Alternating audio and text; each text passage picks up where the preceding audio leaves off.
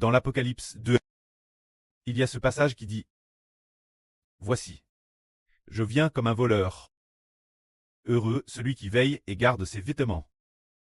Qu'il est heureux, afin qu'il ne marche pas, nu et qu'on ne voit pas sa honte. » C'est dire que quelqu'un dit « Voici, je viens comme un voleur. » Cette phrase, qui l'a dite?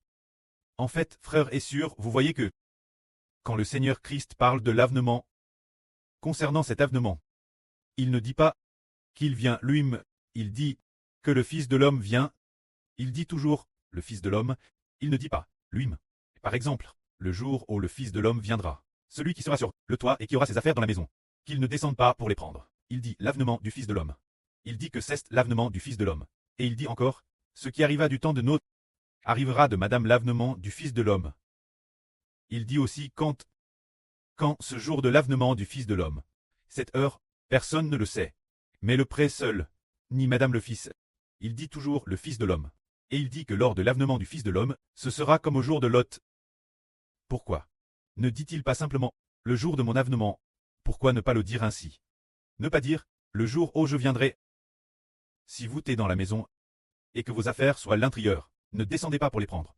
Pourquoi le Seigneur ne dit-il pas simplement je viens, mais plutôt le Fils de l'homme vient, parce que celui qui viendra dans le futur est celui qui reçoit le nom du Seigneur Christ, le Fils de Dieu.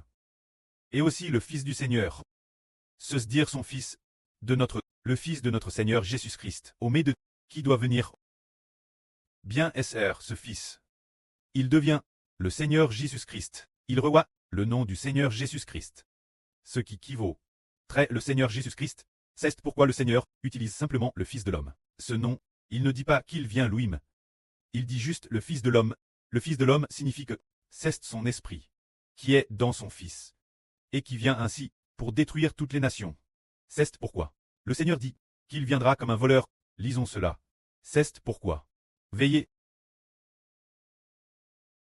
Puisque vous ne savez pas, quel jour votre Seigneur viendra. Car vous ne savez pas, votre Seigneur, quel jour il viendra. Sachez une chose, vous le comprenez bien. Si le maître de maison savait l'avance, quelle heure de la nuit le voleur doit venir, il veillerait et ne laisserait pas percer sa maison. De madame, vous aussi tenez-vous prêtesse, car l'heure où vous n'y penserez pas, le Fils de l'homme viendra comme un voleur. Soudainement, c'est dire que l'avenant de celui qui est appelé le Fils de l'homme. Il viendra pour prendre ceux qui lui appartiennent, et aussi pour détruire toutes les nations et tous les peuples. Quand il viendra comme un voleur. Personne ne le saura. Personne, quel moment de la journée il viendra, ou quel jour il viendra, personne ne le sait. C'est pour nous dire de veiller attentivement, de veiller et de rester vigilant. Puis il est dit aussi, prenez donc garde vous-même, de peur que vos cœurs ne s'apesantissent par la gloutonnerie et l'ivrognerie, et par les soucis de la vie. Lorsqu'il vous accable, et que le jour de la venue du Fils de l'homme ne vous surprenne soudainement, comme un filet. Car ce jour de la venue du Fils de l'homme viendra sur tous ceux qui habitent sur la surface de la terre. Veillez donc et priez en tout temps. Priez instamment, afin que vous ayez la force d'échapper toutes ces choses qui doivent arriver, et de paraître debout devant le Fils de l'homme. C'est dire que le Seigneur dit, appelle le Seigneur, ce Fils de l'homme, le jour de sa venue, sera comme un filet, soudainement, un petit oiseau et l'aile, et puis, soudain, un filet s'abat et attrape l'oiseau. Cela signifie que tous ceux qui ne veillent pas. Par exemple, il y a un groupe d'oiseaux. Sur ce terrain de jeu, un filet tombe du ciel. Alors, parmi ce groupe d'oiseaux, il y a 100 oiseaux. Alors les oiseaux qui somnolent seront probablement attrapés par le filet. Mais les oiseaux vigilants, eh bien, quand le filet est sur le point de s'abattre, ils le voient, et soudain, ils s'envolent. Ainsi, parmi les 100 oiseaux, l'intérieur, il se peut qu'il y ait peut-être 70 oiseaux. 70 oiseaux qui sont attrapés, et les 30 oiseaux restants s'envolent. C'est dire que ceux qui ne veillent pas et ne guettent pas seront pris au pige par le filet. C'est pourquoi le Seigneur dit ceci, le jour où le Fils de l'homme viendra, vous surprendra soudainement, comme un filet. C'est dire que, quand on ne veille pas, dans l'esprit, quand on somnole, eh bien, quand le Fils de l'homme viendra, il sera pris au pige, et sera jugé comme quelqu'un qui ne veille pas, qui ne guette pas. Mais ceux qui veillent et guettent, ceux qui sont comme les vierges sages, quand Elpou arrive, ils vont immédiatement, avec joie, la rencontre de Elpou. Et de plus, il a prépare l'huile, et apporte sa lampe, en la gardant allume. Alors Elpou dit, oh, il est vigilant et veille, car sa lampe reste allume. Il est vigilant et veille, alors la lampe reste allume. Se dire. Par exemple, nous disons au milieu de la nuit. Au milieu de la nuit, il y a des vierges, 10 vierges viennent attendre l'arrivée de Elpou.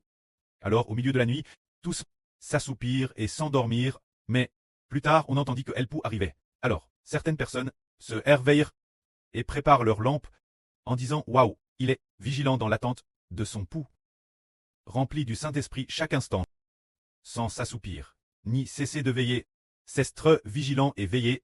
Alors une telle personne est bénie. Nous devons traiter des personnes vigilantes qui veillent, afin que nous puissions nous tenir debout devant le précleste et le Seigneur. Il faut traiter des personnes vigilantes qui veillent. Ce moment-là, en plus de veiller avec vigilance, pour nous-mêmes, recevoir de Dieu et du Seigneur, et de celui qui est appelé le Fils de l'homme. Ce Fils, la miséricorde, nous devons aussi traiter un intendant fidèle et avis. Lisons. Au sujet de l'intendant, fidèle et avis. Qui est donc l'intendant fidèle et avis? Que le maître a établi sur les gens de sa maison, grands et petits serviteurs. Et pour leur donner la nourriture convenable, au moment convenable. Le maître arrive et voit qu'il agit ainsi, heureux ce serviteur. Je vous le dis en vrai. Le maître l'appellera sur tous ses biens. Mais, si ce serviteur est méchant, et se dit en son cœur, mon maître ne viendra pas si t'étais de retour, et se met battre les autres serviteurs et servantes, manger et boire avec les ivrognes, et s'enivrer, le maître viendra, le jour où il ne s'y attend pas, et l'heure qu'il ne sait pas. Il le punira aisément, et lui donnera sa part avec les infidèles. La madame faim, c'est le qu'il. Il y aura des pleurs, et des grincements de dents. Le maître, le serviteur qui a connu la volonté de son maître, mais n'a rien préparé, et n'a pas agi selon sa volonté. Ce serviteur sera battu d'un grand nombre de coups. Mais celui qui ne la connaissant pas, a fait des choses dignes de châtiment, sera battu de peu de coups. On demandera beaucoup qui. On a beaucoup donné, et on exigera davantage de celui qui on a beaucoup confié. On exigera d'autant plus de lui. Le Seigneur a enseigne en disant, nous devons traiter un intendant fidèle et avis. Qu'est-ce qu'un intendant fidèle et avis? C'est celui qui donne la nourriture tant la maison, aux serviteurs petits et grands. C'est maintenant comme le frère Ashbert qui distribue tant la nourriture spirituelle de la vérité, matin et soir tant, aux petits et grands de la maison. Bien, quand nous aurons fini de construire le temple, il y aura encore plus d'abondante nourriture spirituelle de vie, pour nourrir les enfants de toutes les nations et tribus. En plus du matin et du soir, oh, nous sommes dans l'autel pour prêcher la vie. Nous prêcherons aussi la vie pendant la journée. Ce moment-là, nous ferons aussi des diffusions en direct sur Internet, diffuses par divers canaux qui appartiennent au Seigneur Christ. La vie de son retour explique en abondance, pour que les gens de toutes les nations et tribus, après l'avoir entendu, puissent se convertir au plus vite. Ce moment-là, nous nous consacrerons l'adoration, la louange. Le frère Ashbert se consacrera à prêcher la vie. Et les frères, les Sûrs et Ashbert, se consacreront aussi ensemble à la prière, en se souciant des affaires du pré, pour faire cette chose, afin que les gens puissent revenir, et ne pas prier, afin que s'accomplisse ce que dit l'Écriture. L'intendant file et avis, donne tant la nourriture spirituelle de la vie, distribuée dans la maison, aux serviteurs petits et grands. Mais si l'intendant est méchant, et se dit, mon maître tarde de venir, et qu'il commence battre ses compagnons, et faire toutes sortes de choses mauvaises, alors, cet intendant sera jet dans le tang de feu et de soufre, le traitant comme un infidèle. Oh, il y aura pour lui des pleurs et des grincements de dents. En plus de ces choses, tout cela avertit et exhorte les enfants de notre époque, sachant que le jour où le Rédempteur viendra est proche. Si les frères et sœurs qui entendent maintenant la vie prêche par le frère Ashbert disent encore, savent pourtant, ah, je sais que Le jour de la venue du Seigneur est proche, mais je ne peux pas abandonner ma propre famille. Ni abandonner mon travail. Je veux encore travailler. Rembourser mes PRTS. Rembourser ce PRT immobilier. Rembourser le PRT immobilier pour les enfants. Ceux zèles ne sont pas intelligents. Ils sont insens. Ayant DJ entendu tant de vrilles, pourquoi ne pas prendre courage pour chercher le chemin de la justice? Car nous savons que le jour est DJ proche. Toutes les nations et tribus sont dans l'ignorance. Mais puisque nous sommes veilles et comprenons, nous devons agir selon ce que nous comprenons. Quant aux actions, il faut vaincre courageusement. Ne pas se laisser heurter par le grand serpent. Nous devons tuer toutes sortes de grands serpents.